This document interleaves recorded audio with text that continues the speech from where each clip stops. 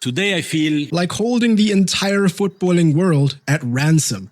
A week after a controversial, albeit record-breaking World Cup, FIFA president Gianni Infantino looked at the pile of cash they generated and thought, this is only the beginning.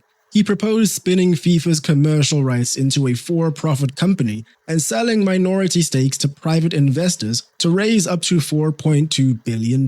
According to The Times, Infantino is possibly already lined up to run this company as commissioner once his final presidential term expires in 2031, which of course works on the assumption that he is re-elected to presidency in 2027, which looks likely at this stage. And if he is to take up this role as commissioner, his speculated pay package would be in the region of $64 million a year, roughly 10 times the $6 million he currently earns from FIFA.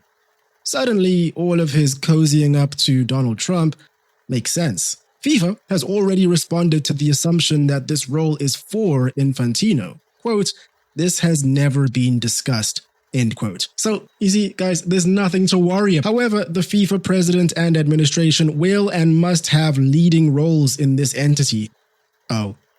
All of this is still subject to member approval, meaning a majority of the 211 member associations plus the FIFA Council. However, Infantino and FIFA have already reportedly told each member nation that they must either accept the proposal by the 19th of September or they will miss out on up to tens of millions of dollars in imminent funding initiatives in the long term. Quote, "Today we have learned of FIFA's deadline to associations to support their proposal or have the one-off payout offer withdrawn. This says everything you need to know about this plan. FIFA cannot continue to use our sport to enrich themselves and their friends. We can grow the game correctly. It's time to prioritize associations, clubs, leagues, players, and fans." A statement by UEFA on the 29th of July, which was then followed the very next day with a resounding unanimous press release from all UEFA members stating that they have begun a boycott of all FIFA competitions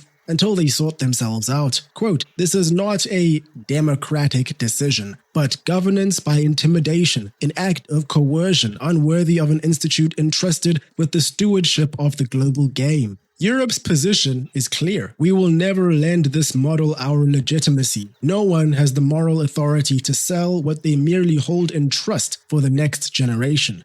End quote. I genuinely just don't understand it. In 2030, this competition will have been around for 100 years. The model is tried and tested. All FIFA had to do was keep printing money and the game would grow by itself. Listen, okay, we know FIFA's presidents have always been about the money, but bro, come on, what are we doing here? You are not supposed to show your true intentions so blatantly. At least Sepp Blatter and Joao Havelange tried to operate in the shadows. Remember when Donald Trump openly admitted that he tampered with the game during an active World Cup? Everyone lost their minds, but he did not care. It seems Gianni Infantino and the current FIFA regime have been taking notes. Every corporation is money hungry, non-profit is just a label that reads well on official documents, UEFA and all the other big boys are certainly the same. But this is remarkable. Hello everyone, hope you're doing well, welcome back. I think many people expected this to happen. After several years of public courtship with Donald Trump and God knows how many shadow executives in the US, FIFA have likely been whispered sweet nothings by the most powerful people on the planet. By the way, I only mentioned Trump because the private investment group leading this initiative goes by the name of ertWtorld and are headed up by a man by the name of Joshua Kushner, a surname you might recognize as he is the younger brother to Jared Kushner, who is married to Ivanka Trump, Donald Trump's daughter. Now, the Trump-FIFA relationship, as well as the Trump-CONCACAF relationship, CONCACAF being the governing body of North American football, is quite a deep one. It was back in 2011 when former CONCACAF and FIFA executive Chuck Blazer was stopped outside Trump Tower in New York for tax evasion and embezzlement of CONCACAF funds and forced to turn whistleblower or go to prison. His informing is ultimately what kickstarted the end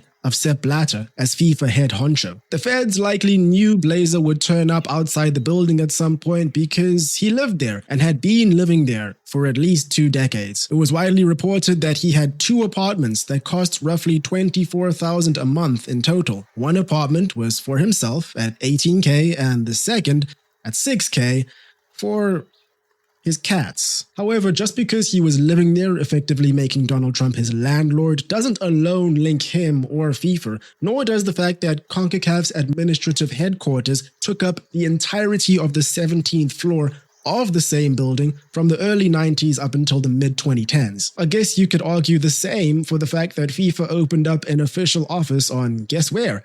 The 17th floor of Trump Tower in New York in the summer of 2025, only to leave it empty for over a year while paying what some estimate to be roughly $600,000. I don't actually see an issue with all of this.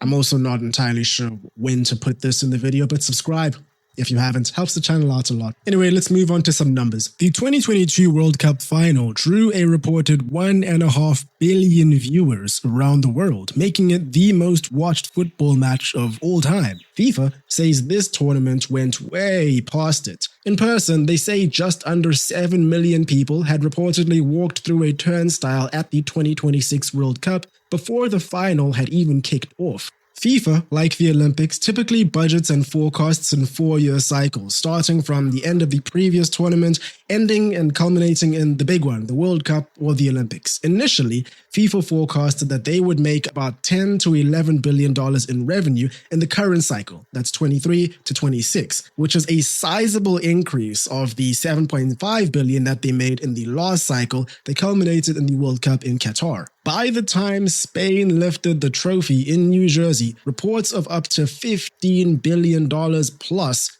were splashed across the media. The most lucrative event in the sport's history by a wide margin. How did they do it? More teams, more games, more tickets, dynamic pricing, hydration breaks, crypto partners, resale fees. Quote, "It was a resounding success and so much sweeter because of all the poors that weren't allowed in the country to watch it." Is a quote that I just made up, but I'm sure, is just a paraphrased retelling of a quote that was more than likely said somewhere in a cigar lounge last week. Anyway, I only bring all of this up to highlight that they're doing okay. They're doing pretty damn good. And you know what? I'm a big critic of everything that happened around this cup, but I really enjoyed watching it. Some good football was on display, but according to FIFA, it just was not enough. 1 week after the 2026 final, Infantino took to Instagram and produced 15 slides in which he told the people criticizing this tournament that they were consumed by hate, spreading false rumors, and that they should reflect, meditate, pray, or watch a football match. He claimed all those complaining over red card reversals were hypocrites. He claimed that only a few people were denied visas and were outweighed by the millions approved. He claimed football is not about politics and used Iran as his example, the team that had to enter and leave the US on the same day as their games due to clearly non-footballing reasons. He signed off with much love to all. So here's the thing, almost everything he says here is false, blatantly sidesteps the criticism, or at the very least is just disingenuous. There have been a lot of posts and a lot of articles that have been written lately that kind of fact check all of this, so I'm not going to really do it over here, but I'll link below one from The Athletic that I thought was really funny.